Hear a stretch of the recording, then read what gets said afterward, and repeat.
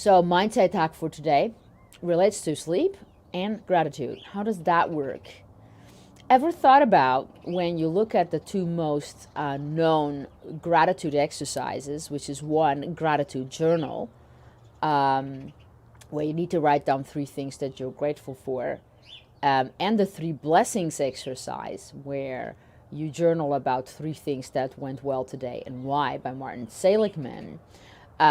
Is in the science of those things, the actual literal assignment is that you do it before bedtime.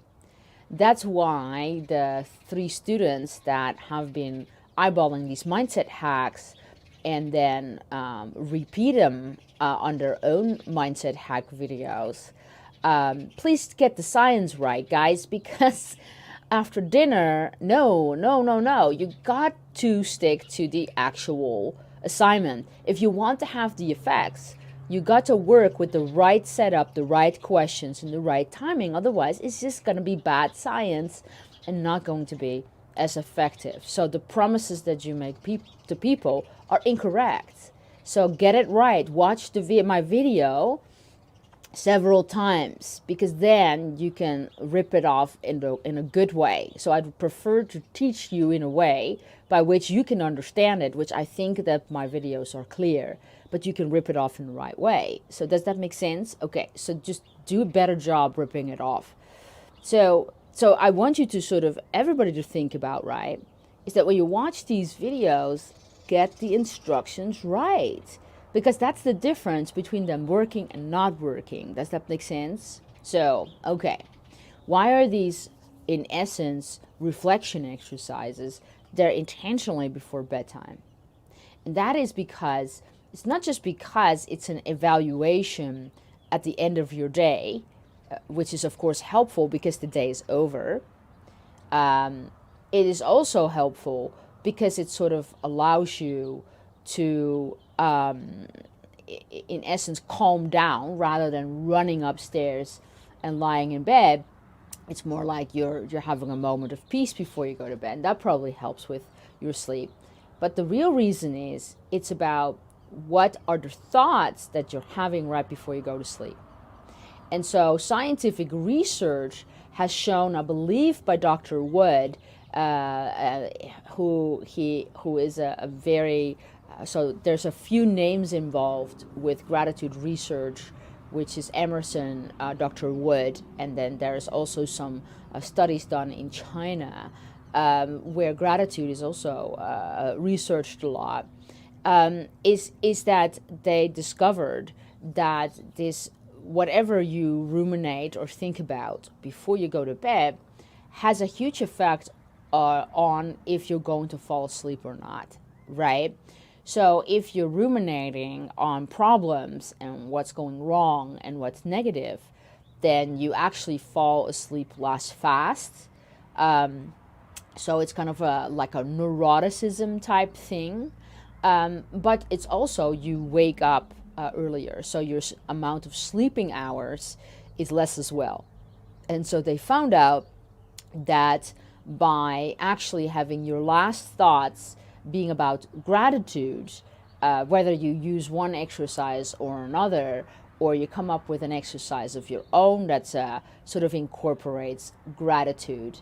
It could be doing something super thoughtful for someone and then ruminate as to, well, that would be savoring as to what that experience was like, in your day. Or you could think about an act of kindness that you intentionally do every day, which in essence then exercises compassion and kindness, which is also good for positive emotions and longevity and things like that.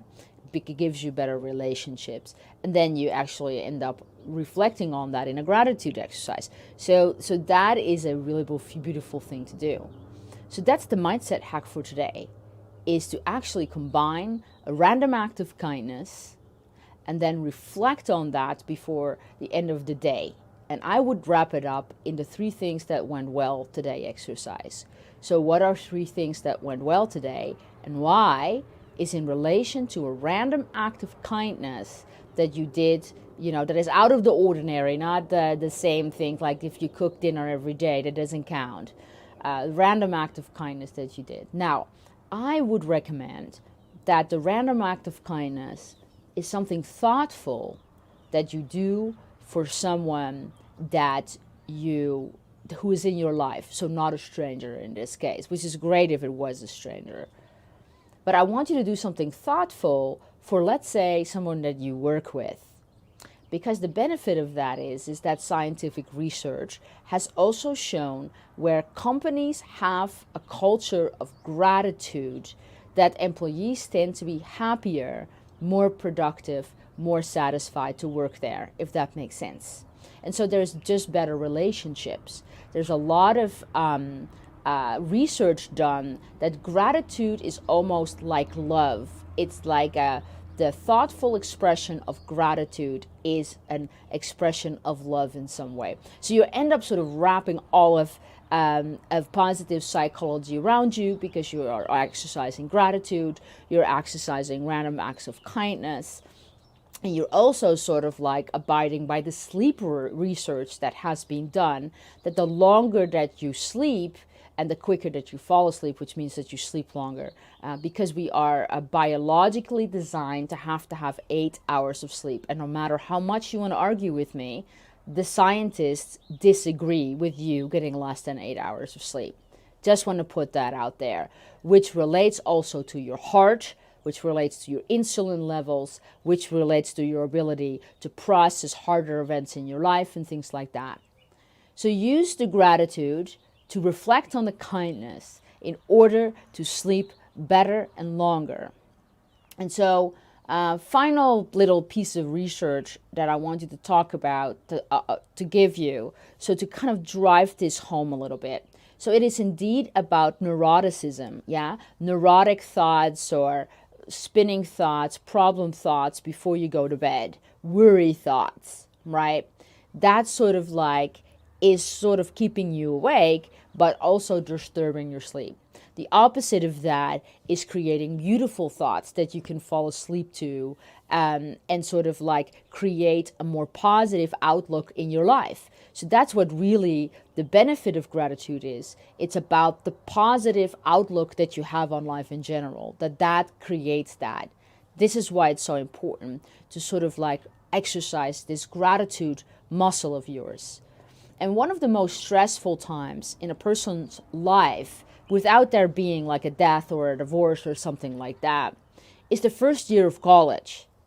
And so now, well, luckily, psychologists in general, I don't know if you know this, but in traditional psychology especially, where more than 90% of the studies are about depression, anxiety, and anger-related situations, and never about happiness and gratitude and kindness, in very few cases, most research is actually done with less than 100 subjects, and always American undergraduate students. So that's how reliable a lot of things that we think are our science really is. I mean, in that sense, what I teach, NLP, which some people who've never taken it would say, well, it's not scientific, is actually tested on more people than a lot of the science that the therapists apply in the office. But anyway, there wasn't a randomized control trial, but the trials are really teeny tiny, less than 100 undergraduate students.